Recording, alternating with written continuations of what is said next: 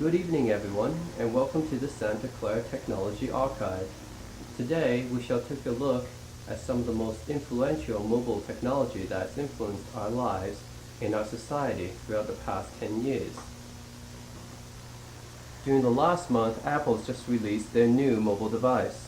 This is the iPhone 5S. As you can see, the iPhone 5S has the biggest display we've seen in a mobile device yet, with all the multi-touch technology that Apple's pioneered throughout the last 6 years. But how did we come to this point where we have one device that could serve all of our technological needs? Well, let's take a step back. During the early 2000s, we had the Palm Pilot. This is also known as a PDA, or Personal Digital Assistant. Often businessmen or professionals would use these devices to jot down notes and write down appointments and reminders during their important business meetings.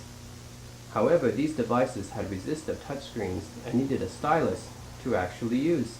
And they also did not have phone functionality, so you could not call your friends or family. Next up, we have devices like the Motorola RAZR.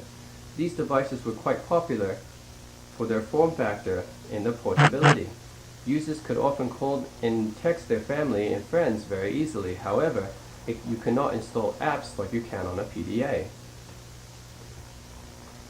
What we needed was a device that can combine the functionalities of the PDA with the functionalities of the phone.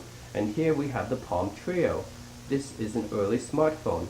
These devices, along with the BlackBerry, have QWERTY keyboards which the user can use to email and text message their friends and family. So you could call people on a phone and also have the functionalities of a PDA. However, the functionalities wasn't as precise as current day smartphones, and the processing power in the displays was still lacking. Also in the mid-2000s, you have devices like the iPod, which many users use to consume multimedia content like photos, music, and videos. These devices were very popular because of how portable they were, like the iPod Nano. However, they didn't have phone functionality, so you couldn't call your friends or family, nor could you install applications like on a PDA. Here you have more niche devices like the T-Mobile Sidekick. These devices were geared towards people who wanted to text message and email their friends and family more. However, these devices were mainly used for text messaging and emails. They didn't have touch screens or were very good for calling. Nokia attempted to address this by making a phone that was both a phone and a multimedia device that could play music and videos as well. In addition, it was one of the first phones that had a camera that could rival a point-and-shoot camera of the time.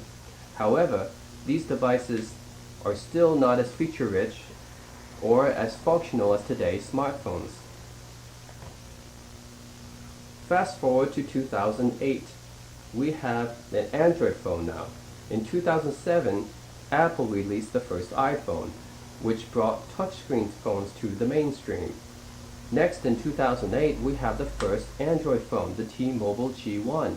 This phone was the one who brought Android to the masses, and for the first time, users didn't have to use an Apple ecosystem to use a device that had a touchscreen, a smartphone operating system, and the ability to install apps. Which brings us to the present day, the iPhone 5S.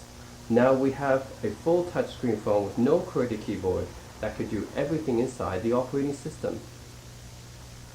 So I hope you enjoyed that look at the past, mobile technologies of the past 10 years that's influenced our current technologies of the present.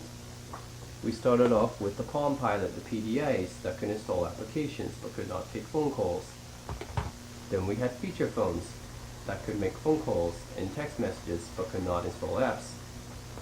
Then we had early smartphones that could do both, like the Palm Trio and the BlackBerry. However, the user interfaces were still lacking.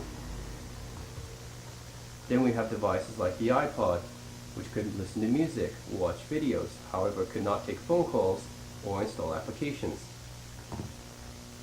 Then we have niche devices like the T-Mobile Sidekick or the Nokia N95 for users who like to listen to music or take photos, or who want to text message. However, these were still niche devices. It wouldn't be until 2007 when Apple came out the first iPhone in 2008 with the first Android phone, the T-Mobile G1, that we finally had devices that could take calls and listen to music and video, take photos, and also have a decent operating system. Which brings us to today. Devices with a full touchscreen interface, which are more advanced than the past, full multi-touch interfaces that we can use without any QWERTY keyboard at all. It's actually quite astounding, isn't it? Our technology has evolved at quite a fast rate in the last 10 years. It's astounding, and I think for the next 10 years, I can't wait to see what will happen. So thank you for joining me tonight, and hopefully we'll see you in another 10 years.